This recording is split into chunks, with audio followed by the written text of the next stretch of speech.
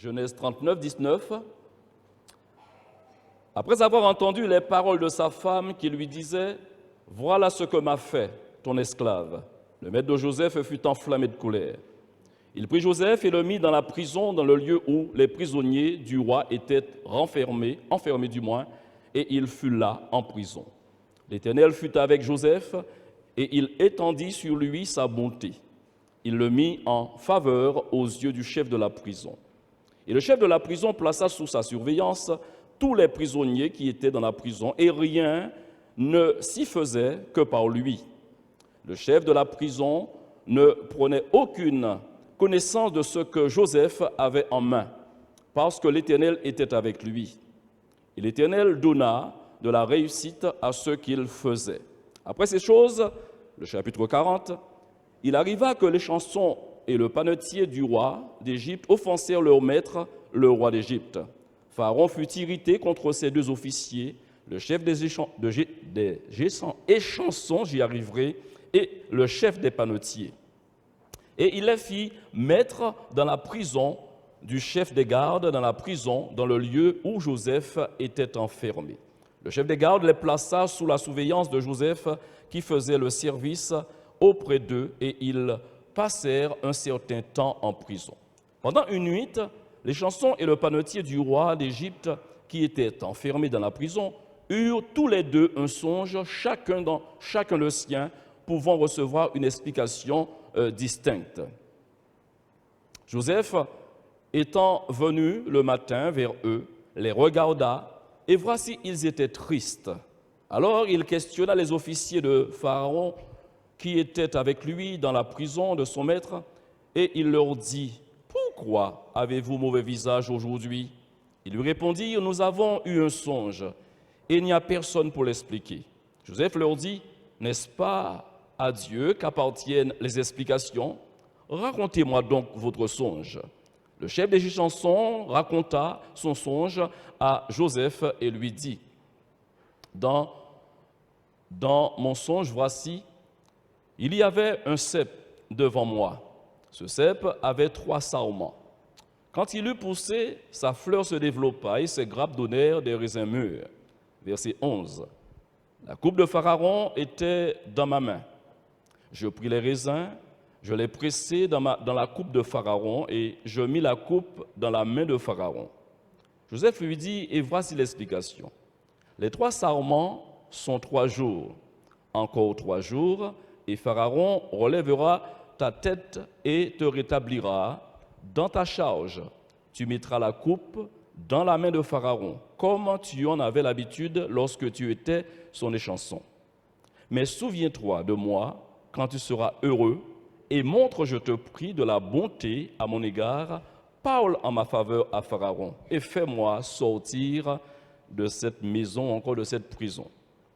Car j'ai été enlevé du pays des Hébreux, et ici même, je n'ai rien fait pour être mis en prison.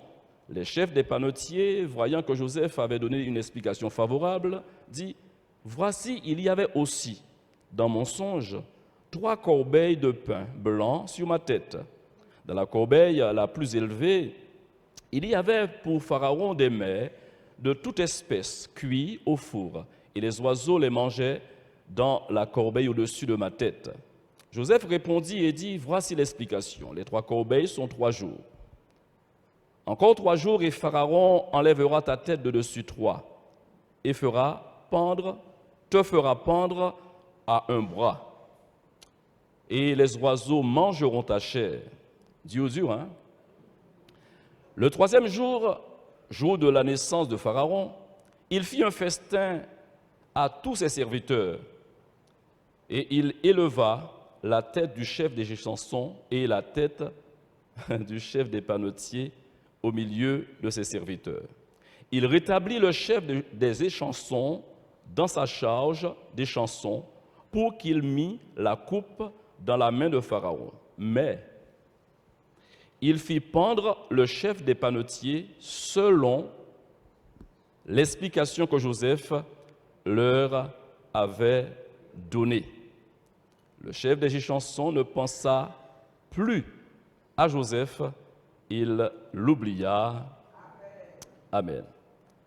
En toutes circonstances, nous nous sommes quittés vendredi soir et j'ai précisé que nous allions développer cette pensée, cette méditation aujourd'hui en toutes circonstances. Dans notre récit, la prison est présente. Le contexte même, c'est un contexte de prison. La prison, eh bien, c'est un lieu d'incarcération, de séquestration, de détention, voire même de redressement. Aussi, on peut dire de punition. Et à certains moments, certains n'en sortent pas indemnes, du moins, ça peut être un lieu de destruction. En général, sont enfermés ceux qui sont coupables d'une faute ou d'un délit, qui subissent une peine avec une durée déterminée en fonction, bien sûr, de leurs méfaits. Il y a aussi la peine appelée la réclusion à perpétuité. La prison prive son occupant de sa liberté. D'ailleurs, la superficie même des cellules en témoigne. Et s'ils sont en colocation dans une cellule, vous comprenez, ça devient très difficile. Donc, cela symbolise cette privation. On est là, on est dans 4 murs et on n'a pas cette perspective d'épanouissement. On est privé de sa liberté. Un prisonnier n'est jamais bien vu, n'est jamais bien regardé par l'ensemble des concitoyens. Surtout lorsque cette personne, qu'on ne connaît pas parfaitement son histoire.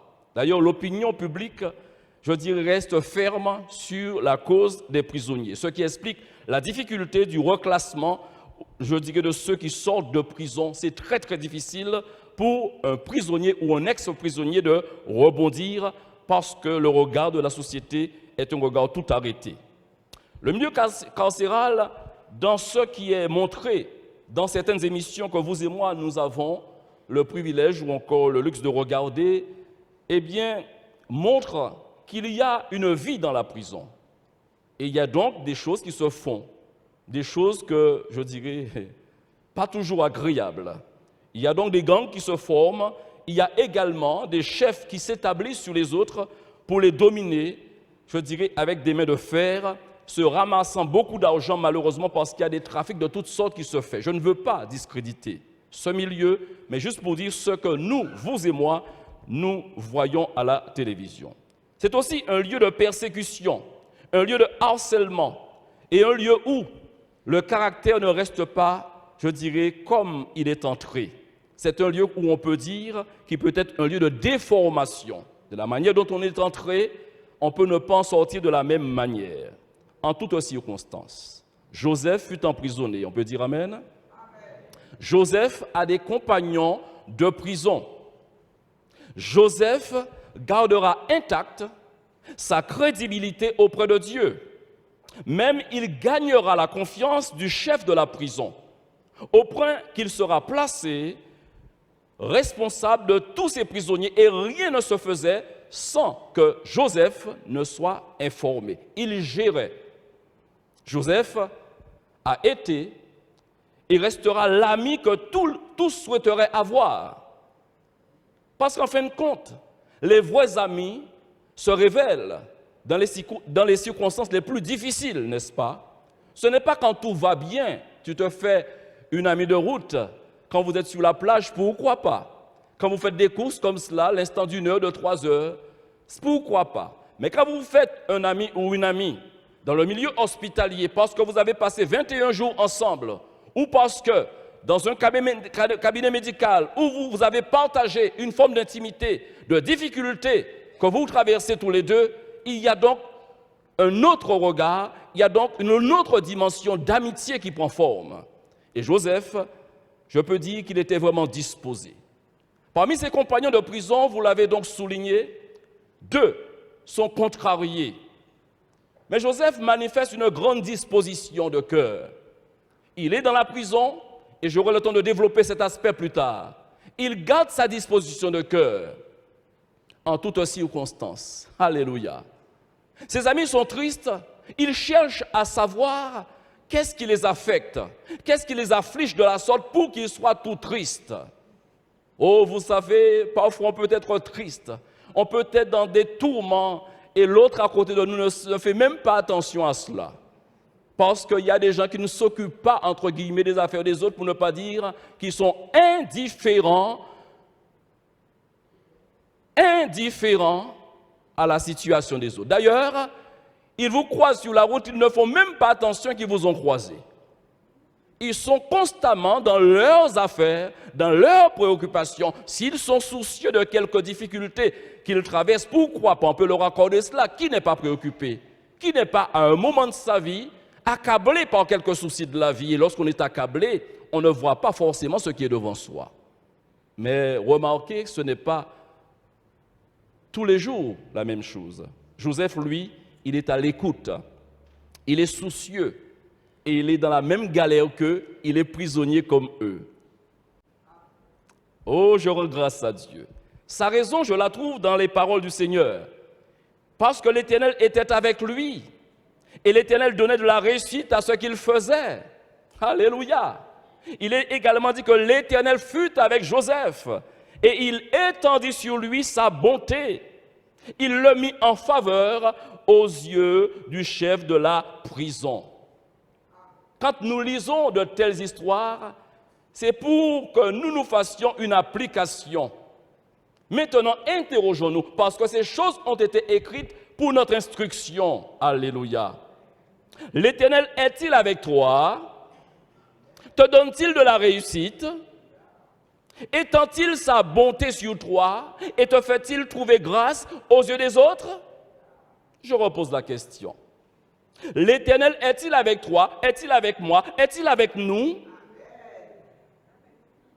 Nous donne-t-il du succès? Te donne-t-il du succès? Me donne-t-il du succès? Étend-il sa bonté sur moi, sur toi, etc., sur nous, pour que nous trouvions grâce aux yeux de ceux qui nous entourent? Joseph fut de loin le prisonnier et l'ex-prisonnier modèle. Alléluia. À cause de sa foi et de sa crainte de l'Éternel. Il existe deux formes de prison, la prison physique et la prison mentale. On peut être prisonnier, vous et moi, on n'est pas prisonnier physiquement.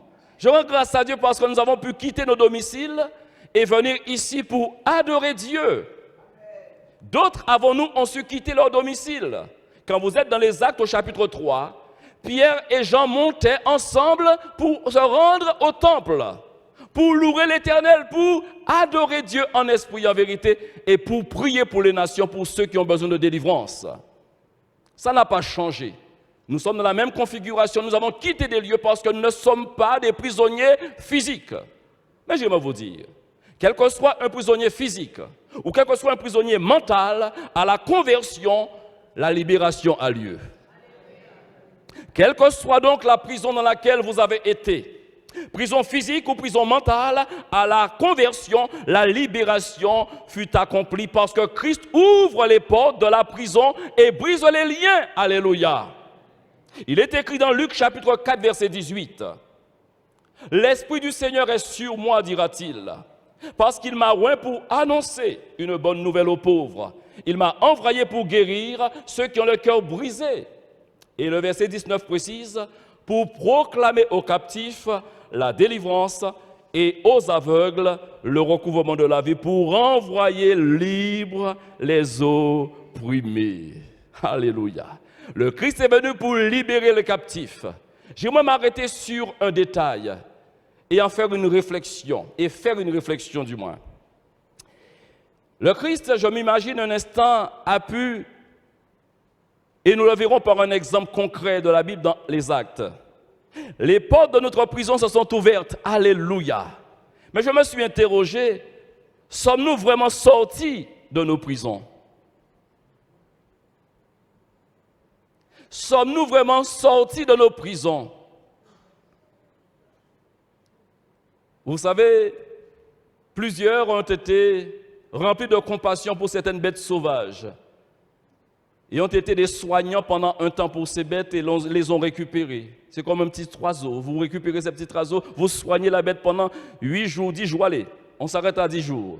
Et après 10 jours, vous vous dites, il faut que je laisse cette bête retourner dans son cadre habituel. Et vous ouvrez la porte de ce cadre. Et qu'est-ce que la bête fait? À certain moment, la bête peut, vivement et vitement, la bête peut sortir et s'en prendre son envol. Mais il y a d'autres, parfois, restent au fond de la cage. On a parlé d'oiseaux, on peut parler d'un chien, d'un chat. Ces bêtes restent au fond, bien que la porte soit ouverte. Un jour passe, 2 jours passent, 3 jours passent, la bête préfère rester à l'intérieur. Je ne voudrais même pas vouloir un instant croire que le Christ soit venu pour ouvrir la porte de nos prisons et que plusieurs seraient restés à l'intérieur de la prison. Êtes-vous toujours en prison ou êtes-vous vraiment libéré? Nous vivons une vraie liberté en tant que chrétiens. La Bible dit, si le Christ vous a franchi, vous serez réellement libre. Je vous le souhaite. Souhaitez-moi que je sois vraiment libre, que je ne sois plus emprisonné parce que le Christ a fait ce qu'il fallait. Je rends grâce à Dieu parce que plusieurs n'auront pas d'excuses devant Dieu. Dieu fait sa part et c'est à l'homme de faire sa part. Si quelqu'un vient, m'ouvre la porte et me dit « Tu peux sortir où ?» C'est comme des personnes qui n'acceptent pas d'aller à la retraite. L'État leur dit « Après 44 ans de service, vous pouvez partir, madame Untel. Vous pouvez partir, monsieur Untel. » Ah bon? Il n'y a pas 45 ans possible? Il veut rester toujours. Bon, il y a d'autres considérations, parfois d'ordre financier. Mais j'aimerais vous dire, qu'importe, je parle ici de l'Évangile. Quelle est belle la liberté. Quelle est belle la liberté. Elle est belle la liberté. Restez libre si vous êtes libre. De même qu'il était impossible à Joseph, permettez-moi de considérer un autre aspect de la prison. De même qu'il était impossible à Joseph d'éviter la prison. Il n'était pas possible qu'il puisse éviter la prison. Était-il en cause? Dans le sens, était-il fautif? Donc vous comprenez, c'était impossible que Joseph évite la prison. Parce que Dieu dirigeait l'affaire. Dieu avait un plan. Dieu a un plan pour toi. Dieu a un plan pour moi. Alléluia. De même, les justes ne peuvent éviter certaines des circonstances qu'ils traversent. Le malheur atteint souvent le juste. Dans le programme, dans le calendrier, dans le parcours du croyant, il ne sait pas grand-chose. Chaque jour, il s'attache par sa foi à croire que Dieu lui réserve un meilleur. Amen. Les projets que j'ai formés sur vous, dira Dieu à Israël, ce sont des projets de paix et non de malheur, afin de vous donner un avenir et de l'espérance. Mais nos mots n'ont pas les mêmes définitions que les mots de Dieu. Dieu n'a pas le même dictionnaire que nous. Projet de paix et non de malheur. Le malheur, ce que Dieu appelle malheur, n'est pas malheur pour vous et moi. Mais pour Dieu, c'est tout à fait normal. Pour arriver là, il faut que vous passiez par là. Il fallait que Joseph passe par la prison. Tout cela pour glorifier Dieu. Tout cela pour démontrer et se distinguer des autres. Plus tard, en corrélation de cela, qu'est-ce que Christ a dit à chaque disciple, à chaque personne justifiée? Vous êtes la lumière, vous êtes le sel. Oh, que Dieu soit glorifié. Alors, qu'importe le lieu où vous êtes, vous brillez. Qu'importe le lieu où vous êtes, vous brillez. Qu'importe le lieu où vous êtes, vous donnez du goût. On pas du cas salé mon nom. Vous donnez du goût. Traversez donc les circonstances, un ensemble de choses nous attendent, des imprévus malheureusement. On peut avoir un temps de maladie, n'est-ce pas Juliana? On peut avoir donc une épreuve particulière. On peut connaître de grandes injustices, on peut être opprimé, on peut être persécuté. Paul l'a dit, tous ceux qui voudront vivre à la manière du Christ, selon le Christ, en exemplarité du Christ, ces personnes seront persécutées. D'ailleurs, il est même écrit, bien-aimés, ne soyez pas surpris, comme d'une chose étrange qui vous arrive de la fournaise qui est au milieu de vous pour vous éprouver. Selon 1 Pierre chapitre 4, versets 12, 13 maintenant. Réjouissez-vous au contraire de la part que vous avez aux souffrances de Christ, afin que vous soyez aussi dans la joie et dans l'allégresse lorsque sa gloire apparaîtra. Si vous êtes outragés pour le nom de Christ, vous êtes heureux. Parce que l'Esprit de gloire, l'Esprit de Dieu repose sur vous. Par contre, que nul de vous, en effet, ne souffre comme meurtrier, ou voleur, ou malfaiteur, ou comme s'ingérant dans les affaires d'autrui.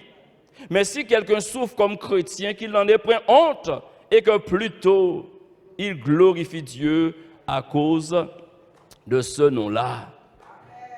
Dans nos épreuves, dans les épreuves que doivent connaître les justes, la prison en fait partie. La prison a fait partie et en fait partie. Oh, certes, nous sommes là pour la plupart libres, physiquement, nous ne sommes pas emprisonnés. Mais j'aimerais vous dire, celles du passé, même encore à cette époque, connaissent des temps de prison. Permettez-moi de citer quelques noms que vous connaissez. Jérémie connut des temps de prison terribles, n'est-ce pas? Également Jean-Baptiste connut des temps de prison terribles. D'ailleurs, il perdra sa vie dans la prison. Parce qu'on viendra et on lui relèvera la tête. Nous pouvons parler de plusieurs apôtres qui ont connu la prison. Et j'ai réservé celui-ci pour vous dire que c'est un petit peu nuancé sur sa personne. Je vais vous dire, Samson, il a connu la prison également, il tournait la meule, etc. Il était emprisonné. Mais lui, pourquoi est-il entré en prison? Vous vous rappelez pas? Oui, on a mis la main dessus, mais remontez son histoire. Il a fait beaucoup de tort aux Philistins, n'est-ce pas? Et en représailles, par vengeance, ils l'ont arrêté. Mais ils l'ont arrêté comment? Dans quelle posture? Vous connaissez. Parce que quelque part, on peut dire son comportement n'était pas tellement louable. Il était léger. Donc on peut dire que c'est un peu de sa faute qu'il s'est retrouvé dans cette prison-là. Vous acceptez cela? C'est un peu de sa faute. On n'est pas en train de le juger. On prend lecture de sa situation. C'est un peu de sa faute. Et il est arrivé aussi, malheureusement pour certains croyants, que ce soit un peu de leur faute qui se sont trouvés dans des prisons. Prison physique, mais aussi prison mentale. Quand vous êtes harcelé, opprimé jour après jour par la situation qui vous assaille depuis un certain nombre d'années, réfléchissez. Refaites votre mea culpa quelque part, votre rétrospective, et réalisez humblement que vous-même vous vous êtes mis dans ces tourments dans lesquels vous vous trouvez. Mais je rends grâce à Dieu parce que Dieu bénit. Je rends grâce à Dieu parce qu'il ne manque pas de pardon, il ne manque pas de miséricorde. Alléluia. Un homme s'est trouvé dans des tourments parce que c'était un peu de sa faute. Également, Jonas, emprisonné dans le ventre du gros poisson. Certains disent que c'est une forme de baleine. Mais la Bible ne parle pas de baleine, c'est un grand et gros poisson. Amen. Et dans ce ventre du gros poisson, alors qu'il réalise pourquoi il est là, on peut me mettre Jonas 2, versets 2 et 3. Jonas va faire une chose, il va avoir une réaction. Qu'il est bon pour l'enfant de Dieu d'avoir de l'humilité dans son cœur et d'admettre ses erreurs. Quand nous admettons nos erreurs, quand nous confessons nos manquements au Seigneur, quand nous nous engageons à nous détourner de nos mauvaises voies, Dieu revient de sa colère et de son jugement. Dieu a compassion. Jonas, dans le ventre du poisson, pria l'Éternel. Il pria l'Éternel, son Dieu. Il dit, dans ma détresse, j'ai invoqué l'Éternel. J'ai invoqué l'Éternel. Je n'ai pas arrêté, je n'avais pas d'autre préoccupation que de sortir là où j'étais. C'est inconfortable, j'étais comme cela. C'était inconfortable, ça sentait mauvais. Excusez-moi, ce n'est pas écrit, hein? Mais je m'imagine que ça ne sentait pas bon dans l'estomac de cette bête-là. Parce que ce n'est pas que Jonas qu'il avait eu à engloutir, c'est tellement il avait englouti d'autres choses et les remontées gastriques. Bref, je ferme la parenthèse. Alors, ça sentait mauvais. Seigneur, sauve-moi! Sauve-moi, Seigneur. Mon frère, ma soeur, là où tu es, tu ne vis plus. Jonas ne pouvait plus connaître un épanouissement. Son ministère avait arrêté parce qu'il était bien aimé dans une position d'arrêt. Le péché nous arrête. Nos bêtises nous arrêtent. Nos mauvais sentiments de cœur nous arrêtent. Et quand on prend conscience que cela ne peut pas durer, la seule alternative, c'est de crier à l'Éternel qui aura pitié de nous. Dieu est bon. Dieu pardonne encore aujourd'hui. Alléluia. Dieu libère encore aujourd'hui. Dieu ne prend pas plaisir à voir le pécheur aller droit en enfer. Ce qu'il veut, c'est que le pécheur vive. Alléluia. Oh, je rends grâce à Dieu. Les expressions bibliques nous sont laissées pour nous montrer l'utilité de se tourner vers Dieu lorsqu'on est dans la galère. Et je reviens sur un sens large, que l'on soit nous-mêmes responsables de la prison dans laquelle on est, ou que l'on ait été emprisonné, chers amis, injustement, comme ce fut le cas pour bon nombre d'hommes, comme Jérémie, etc., et les autres, comme Joseph lui-même. L'expression biblique, retenez-la, recommande ton sort à l'Éternel. Mets en lui ta confiance. Alléluia. Faites connaître à Dieu par des prières et des supplications.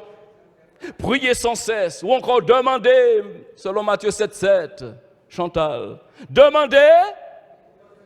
Alléluia. Ou encore, selon le psalmiste, invoquez-moi au jour de la détresse et je vous répondrai. Et pourquoi vous ne le faites pas?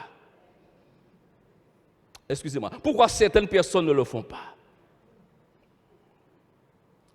Autant qu'un prisonnier soit soucieux de sa sortie, parce qu'il faut le reconnaître, Joseph n'a-t-il pas dit à celui qui sortait,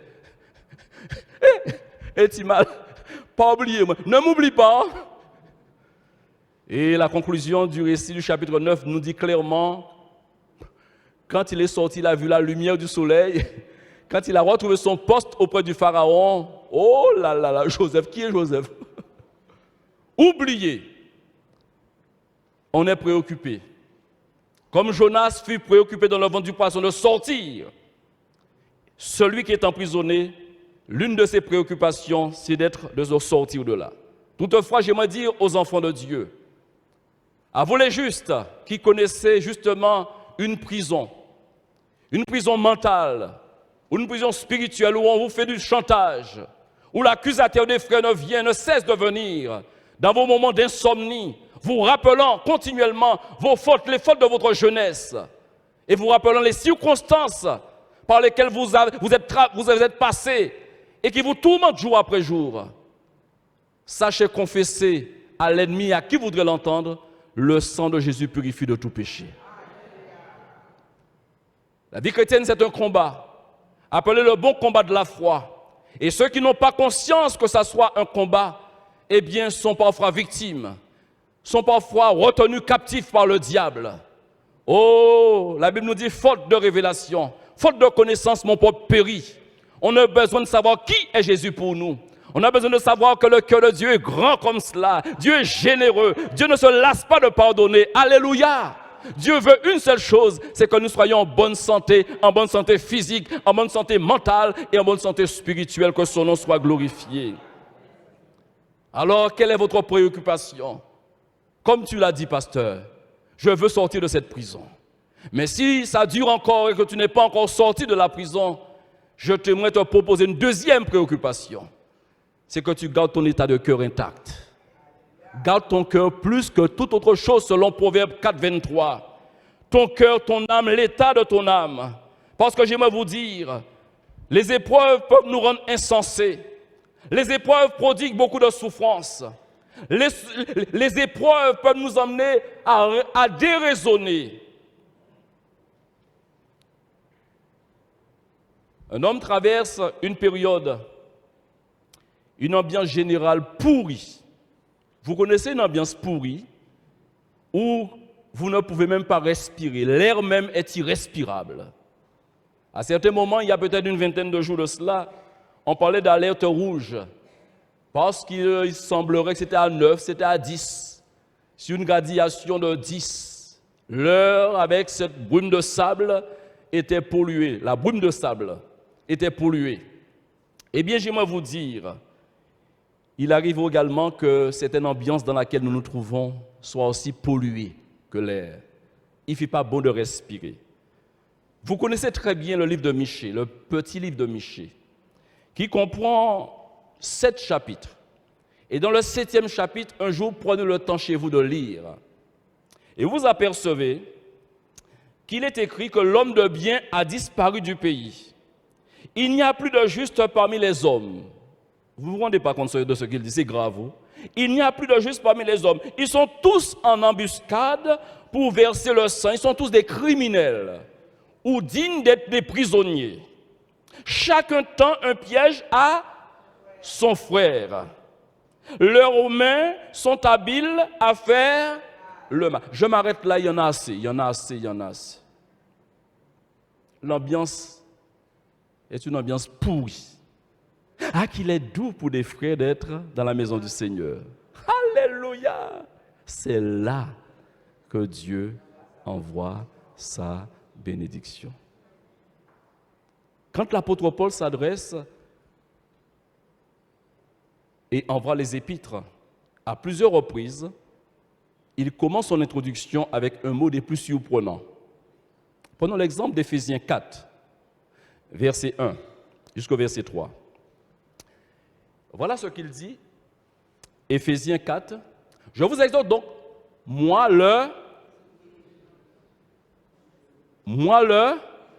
le prisonnier dans le Seigneur. Et il leur dit, entre autres, à marcher d'une manière digne de la vocation qui vous a été adressée, en toute humilité et douceur, avec patience, vous supportant les uns les autres avec charité. Et on termine ici, vous efforçant de conserver l'unité de l'esprit par le lien de la paix. Amen. Cette réflexion de Paul, cette déclaration de Paul, moi le prisonnier dans le Seigneur, l'apôtre Paul, dans une grande reconnaissance de cœur d'avoir été sauvé et justifié par le Christ, regardait son service comme étant un devoir. Un devoir. Il ne se disait pas si je peux, il se disait constamment quand vous lisez ses écrits, il faut. Il m'est arrivé de dire dans certains messages, tous les croyants qui sont en mode devoir sans entrer dans la doctrine, bien sûr, de la loi, puisque nous sommes au temps de la grâce. Amen. Et vous savez très bien que ce ne sont pas par les œuvres que nous sommes sauvés, c'est par la foi. Amen. Mais tellement rempli d'amour pour Dieu, quand on est en mode devoir, Dieu peut compter sur nous. Et mon frère et ma soeur également peuvent compter sur moi.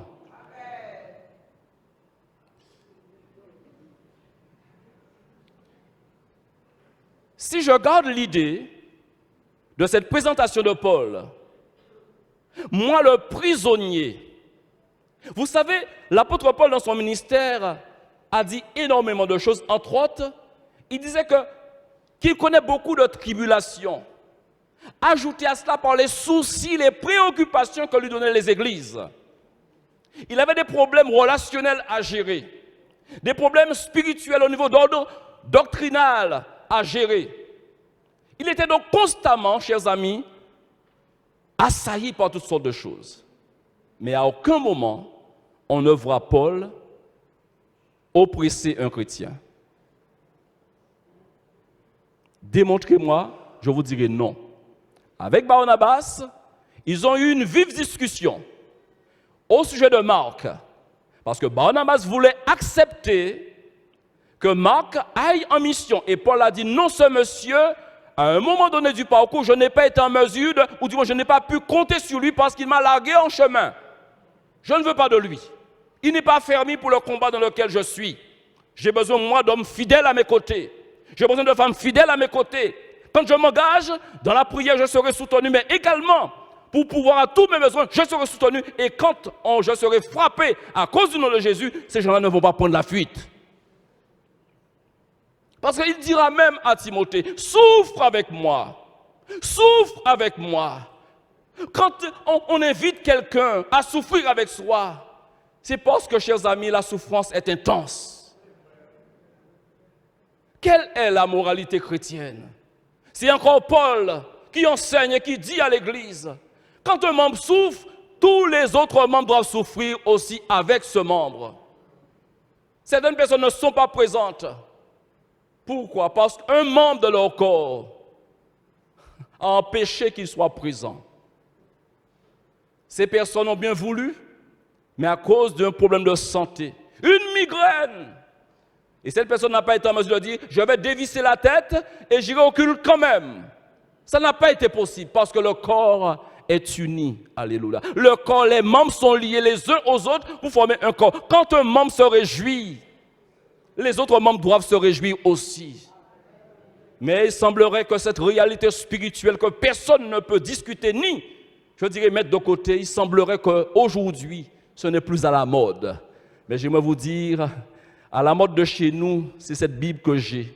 À la mode de chez nous, c'est cette parole que le Seigneur nous a laissée comme lumière pour éclairer nos sentiers, pour que nous marchions continuellement dans la victoire et par la victoire. Le Christ bien-aimé a fait des choses extraordinaires. Et dans cette ambiance, Paul lui-même, aujourd'hui j'aimerais vous dire, laissons à Satan le soin de faire son travail. C'est Satan qui doit nous persécuter. C'est Satan qui doit nous persécuter. Oh papa. Alors j'affirme, c'est Satan qui doit être le persécuteur des chrétiens. Mais un chrétien qui persécute un autre chrétien, il joue le rôle du diable.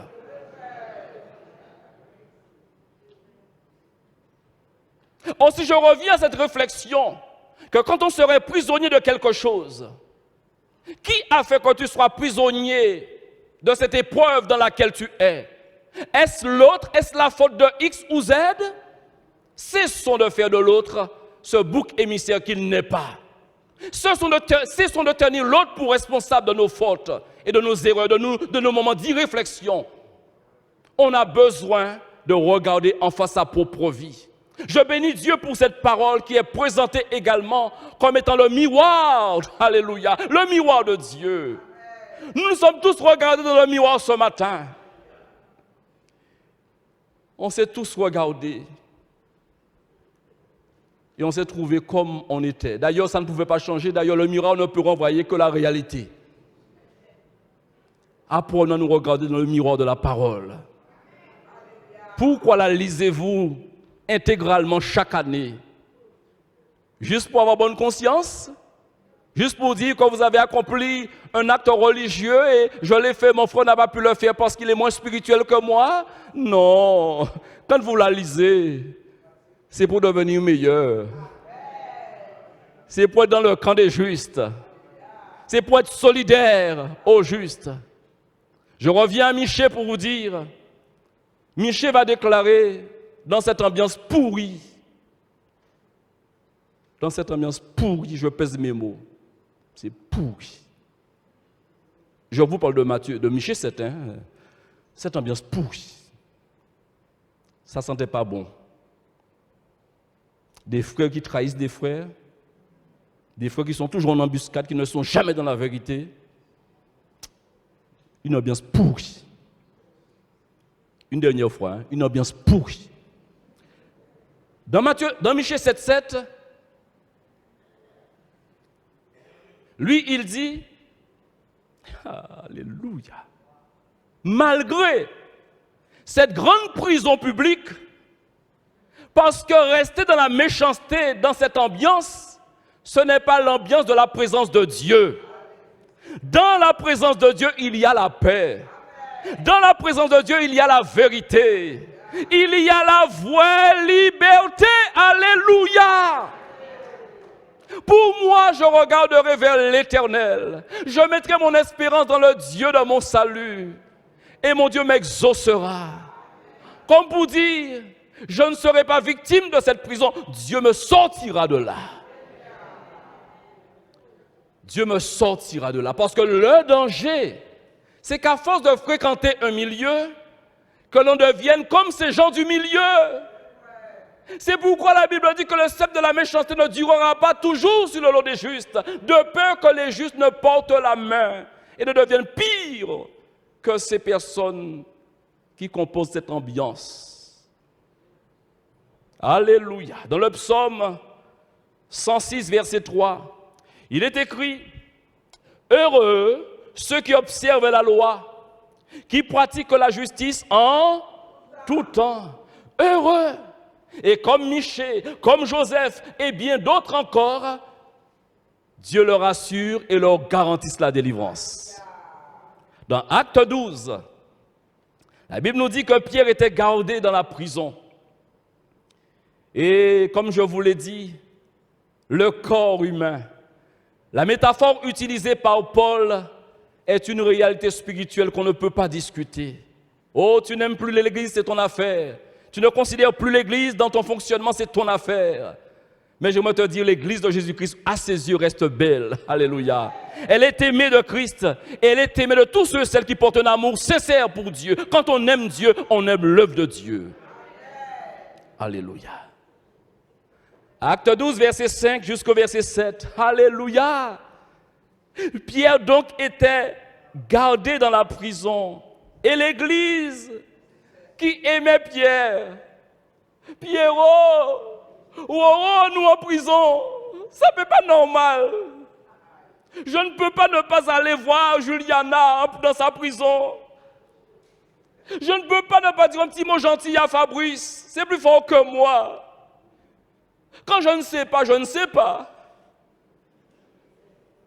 Quand je ne sais pas quand vous êtes en prison, je ne sais pas. Mais quand j'ai la connaissance que vous êtes en prison, je me souviens des paroles du Seigneur qui a dit « Heureux ceux qui auront visité les prisonniers ». Ils s'entendront dire « Tu as donné un verre d'eau, tu as visité les prisonniers et j'aurai des récompenses à cause de cela. Je ne fais pas pour recevoir, mais la bonté de Dieu en moi me pousse à bien agir. Ma vie, votre vie, la vie de chaque membre de l'Église doit être dédiée, doit être consacrée à l'Éternel. Pour être la main de Dieu, pour être la bouche de Dieu. Frères et sœurs, je n'ai jamais vu Dieu. Je vous dis, je n'ai jamais vu Dieu, ne me regardez pas comme ça. Vous aussi, vous n'avez jamais vu Dieu. Je vais dire, voilà, c'est arrivé, non, ça nous a arrivé tous. On n'a jamais encore vu Dieu. Et pourtant, l'Église ne cessait d'adresser pour lui des prières à Dieu. La nuit qui précéda le jour où Hérode allait le faire comparaître, Pierre, lié de 2 chaînes, dormait entre 2 soldats et des sentinelles devant la porte gardaient la prison. Et voici, un ange du Seigneur survint et une lumière brilla. Brilla où? Dans la prison. Dans la prison. Je prends un risque en disant cela, la réflexion me vient. Si je vous disais qu'il y a des prisons dans lesquelles Dieu ne se rendra pas, je m'explique. Pourquoi Dieu a-t-il diligenté son ange pour aller délivrer Pierre? Pour 2 choses au moins. Parce que Pierre était un juste, correct de cœur, et parce que l'Église priait aussi pour lui. Prenons le cas inverse. Si un chrétien, puisqu'il s'agit de Pierre qui est symbolique là du chrétien que nous sommes, rentre en prison parce qu'il est devenu un vaurien. Quand on dit vaurien, comprenez, hein? On est utile à Dieu quand on est dans la sanctification. Mais quand nous-mêmes, nous nous disqualifions par nos cœurs qui deviennent mauvais et par les choix que nous faisons délibérément, l'exemple de ce que Paul a signifié, Démas m'a abandonné par amour, c'est un abandon libre. C'est quelqu'un qui fait le choix de dire « je ne vais plus vers Dieu ». Si cette personne maintenant se trouve en prison, je me pose la question devant vous, je n'ai pas réfléchi trop à ça, c'est pourquoi je vous dis je prends un risque. Pensez-vous que Dieu déléguera son ange pour aller lui porter secours? À mon avis, ce ne serait possible qu'à une seule condition. Quelle est cette condition? Vous connaissez la parole de Dieu, je me réjouis. S'il est repentant. Amen? À l'image de Jonas, quoi. D'accord? Parce que Jonas était dans la désobéissance, hein? Et il a crié il criait, il dit, Père est en mauvais lot de là, ça plus longtemps que ça. Donc, vous êtes d'accord, hein? Ah, merci Seigneur. Alléluia. Et voici, verset 7, un ange du Seigneur survint et une lumière brilla dans la prison. L'ange réveilla Pierre en le frappant au côté et en disant, lève-toi promptement. Les chaînes tombèrent de ses mains. Amen. Alléluia. Frères et sœurs, j'irai vers la fin en vous disant qu'il est bon pour vous et moi d'avoir du zèle, selon ce que Paul dit dans Galates chapitre 4, verset 18. Il est bon d'avoir du zèle, Galates 4, 18, pour ce qui est bien, et il précise, et en tout temps. Non, et non pas seulement quand je suis présent parmi vous. Quelle doit être la marche chrétienne ou encore le regard du croyant, des justes que nous sommes? Je vous pose une question par rapport à Joseph. Joseph est emprisonné. Est-ce qu'il y avait un juif avec Joseph en prison? Il n'y avait pas un juif avec lui. Je transpose cela à vous et moi, comme pour dire, on peut se trouver dans des situations où il n'y a aucun croyant qui soit à nos côtés. Personne ne nous voit. Et je vous pose maintenant la question. Est-ce que cela a empêché à Joseph d'être intègre? Donc, il aimait Dieu, il était juste, intègre et droit en toutes circonstances.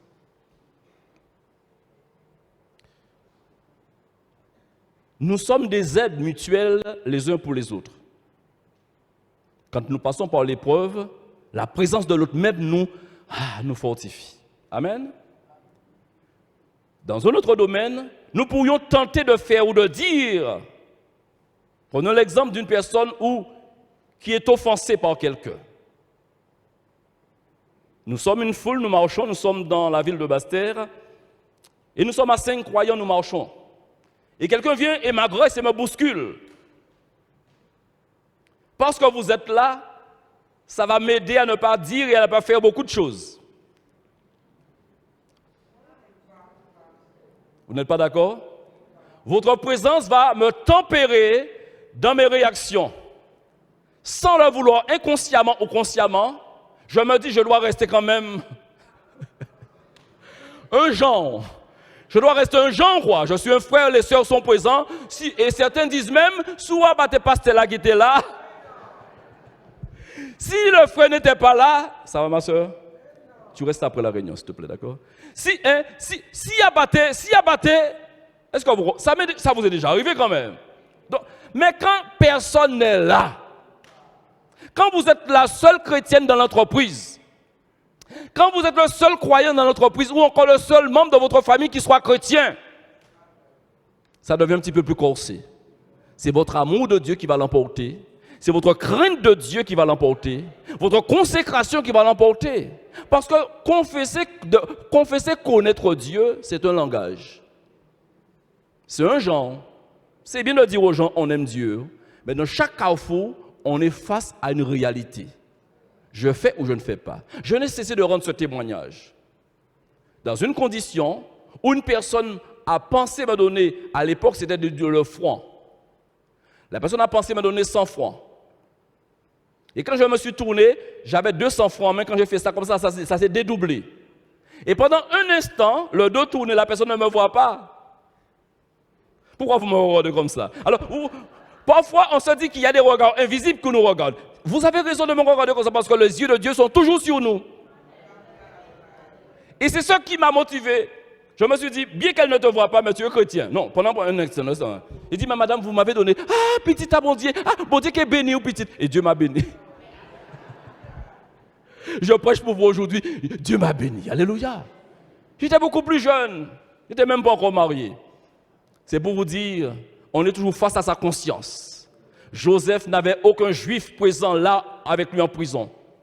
Et Pierre également, bien-aimé, était lui seul aussi prisonnier. Et nous pourrons encore dire les choses, frères et sœurs.